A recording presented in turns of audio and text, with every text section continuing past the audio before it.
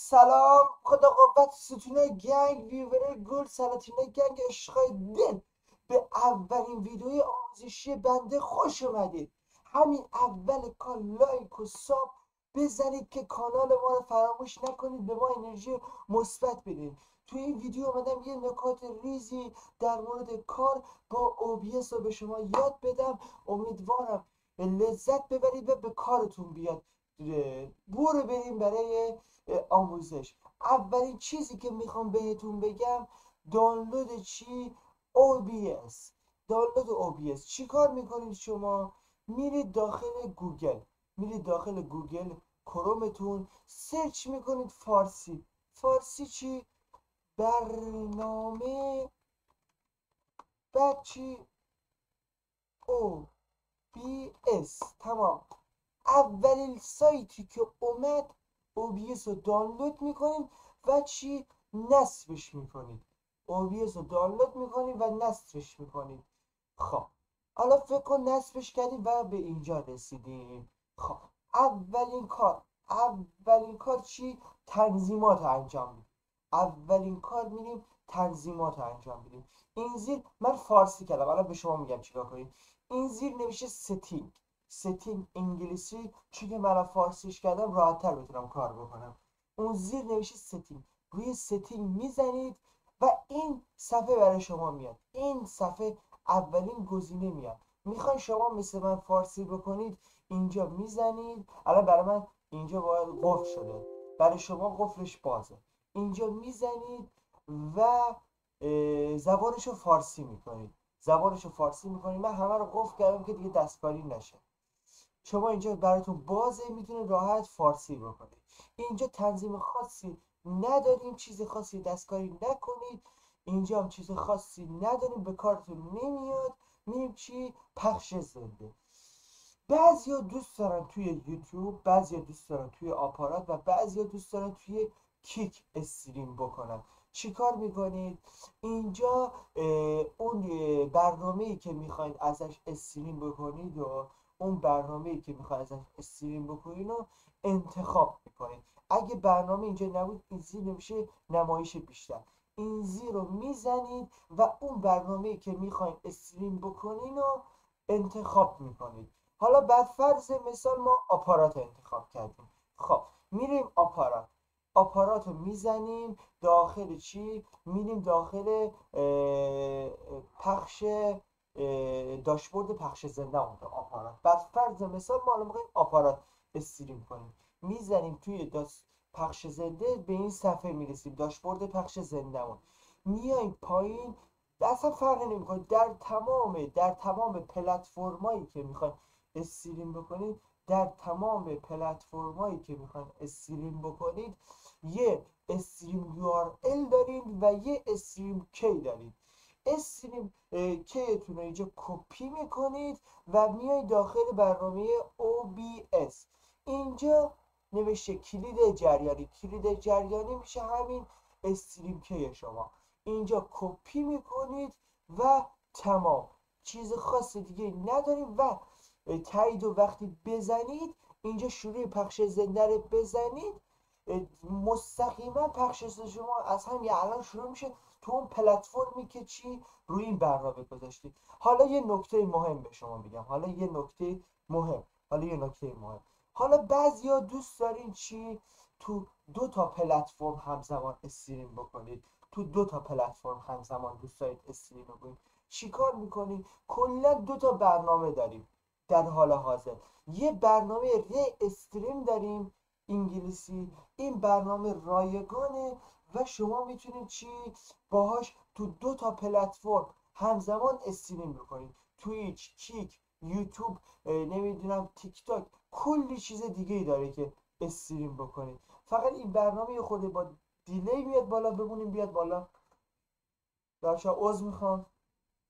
خب فقط این برنامه یه نکته منفی که داره، آپارات نداره. میخواید استریم بکنید همزمان دو تا پلتفرم، این برنامه برای برای چی؟ برای استریم کردن دو تا پلتفرم همزمان. نگاه کنید الان من توییچ هم دارم، کیک هم دارم، یوتیوب هم دارم. اینجا مثلا میتونم، ولی اینو بگم این برنامه الان رایگان میتونم توش استریم دو تا جا فقط بکنم، دو تا جا همزمان، ولی آپارات نداره. آپارات رو بخوایم بزنیم باید چیکار کنیم؟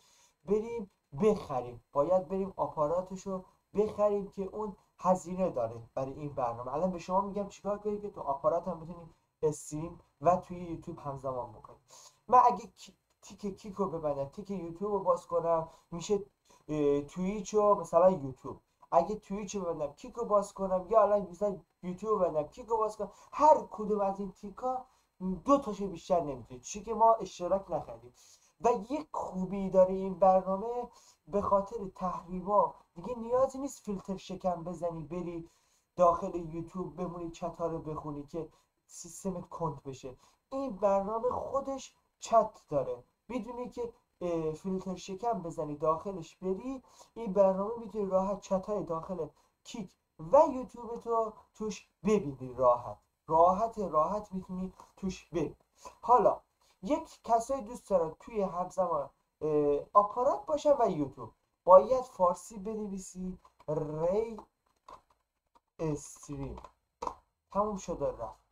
اینا مستر استریم از این سایت، فقط این سایت پولیه ولی قیمتاش مناسبه و آموزشش خودش داخل کانالش گذاشته. میتونی شما با این برنامه هم تو آپارات بر فرض مثال هم یوتیوب هم کیک، دیگه توضیحاتش داخل خود کانالش میتونین ببینید. این کار رو انجام. تا اینجا کار به شما یاد دادم که OBS رو نصب کنید و بتونید زبانش رو فارسی، انگلیسی، هرچی خواستین بکنید و چطوری استریم بکنید با این برنامه، حتی تو چند پلتفرم به شما یاد دادم. تا اینجای کار که اگه لذت بردید لایک ویدیو رو بزنید، و کانال ما رو سابسکرایب کنید که کانال ما رو گم نکنید. و بعد بریم برای ادامه. حالا میرسیم به چهارمین گزینه که من فارسی کردم، میشه خروجی ها. آقا اینجا دو تا گزینه داریم، ساده و پیشرفته. سعی کنید روی پیشرفته بذارید که چی؟ راحتتر و تنظیمات دقیقتری انجام بدید. ساده چیز خاصی نداره برای دست زدن، ولی پیشرفته یه سری نکات ریز داره. این چیز خاصی نداریم برای دست زدن، ولی این گزینه خیلی مهمه. وقتی روش بزنید نوشته انویدیا و X264. X264 اگر گرافیک شما قویه، اگر گرافیکتون قویه، این گزینه رو بذارین روی انویدیا. و اگر کسی مثل من گرافیکش قوی نیست، سی پیوش قویه، این گزینه رو بذارین رو X264 که وقتی میخواین استریم کنید روونتر کار بکنه و به سیستمتون زیاد فشار نیاد. خب اینم بذارید رو 720، چیز خاصی نداریم، اینم غیر فعال باشه. اینم که برای سرعت نتتونه، اینم بذارید رو CBR و این نکته آقا، هرچی بیتریت رو ببرین بالاتر روونتر میشه استریمتون، کیفیتش هم بهتر میشه. ولی بعضیا چون که سرعت نتی مثل من بالا ندارن، میتونین رو 2500 بذارین. الان من رو 2500 تا 3000 میتونین بذارین، استریمتون روون باشه. ولی اون دیگه بستگی به نتتون داره، دیگه میخواین رو 6000 7000 و 10000 بذارین که اونم باز تو پلتفرمی که میخواین استریم بکنید زده این بیت ریت بذارید این کیفیت داریم، این بیت ریت بذارید این کیفیت دارید.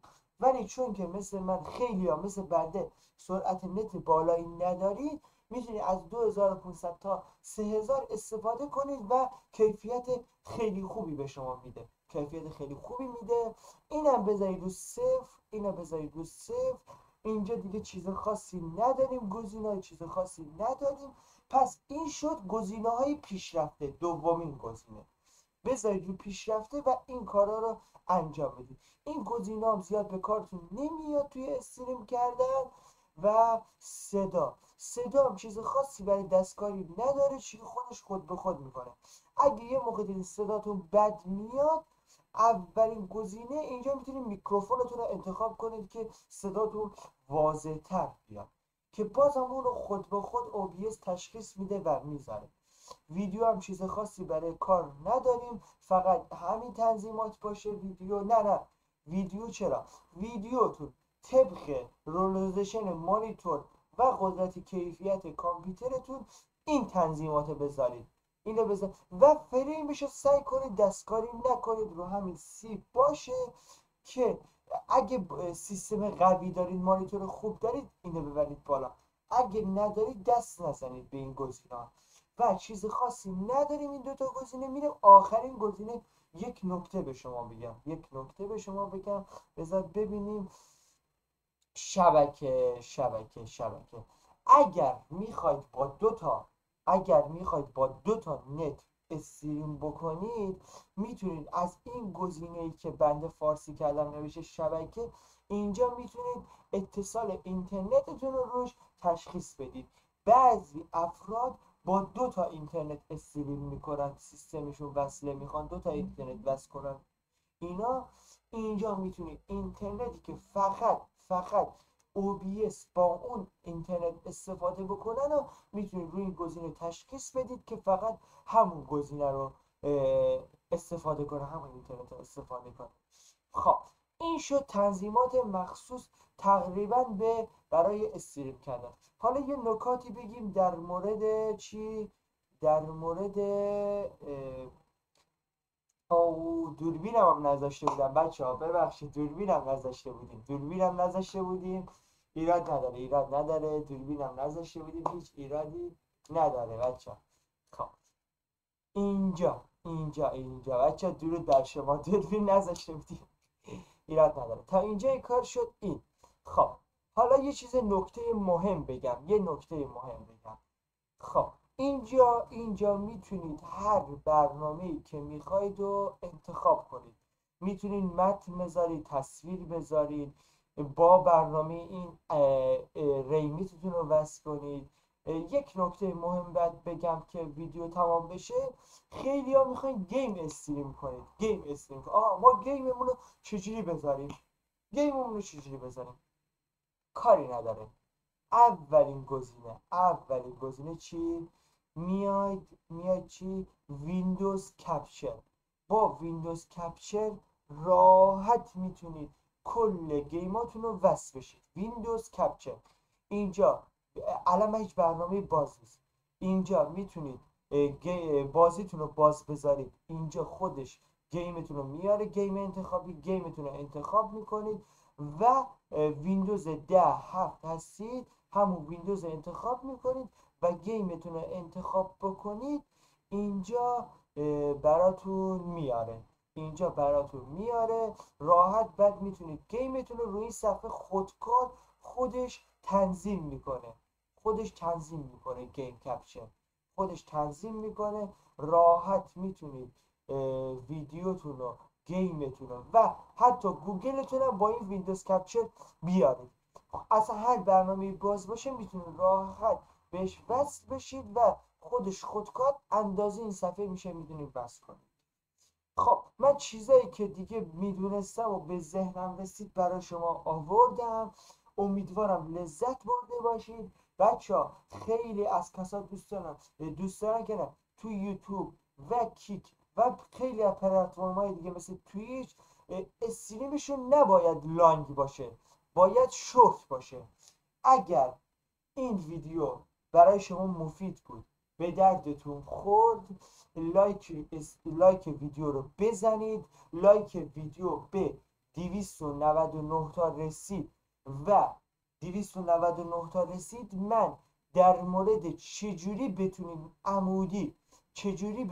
عمودی استریم بکنید و به شما یاد میدم که بتونید توی یوتیوب ویو بیشتر بگیرید و کانالتون رو راحت بتونید پیشرفت بدید. توی یوتیوب، کیک و خیلی پلتفرم‌های دیگه باید عمودی استریم بکنید.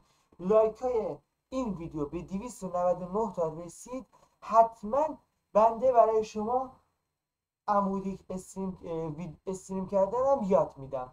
امیدوارم لذت برده باشید، امیدوارم به کارتون اومده باشه چیزایی که من گذاشتم و سابسکرایب یادتون نره که کانال بنده رو گم نکنید و از کانال‌های آموزشی و گیم و چیزای دیگه عقب نمونید. شما رو به خداوند بزرگ میسپارم. لایک و ساب برای آخرین بار میگم فراموش نشه. به امید دیدار تا ویدیوی بعدی. شما رو به خداوند بزرگ میسپارم. خدا یار و نگهدارتون. خداحافظ بچه‌ها.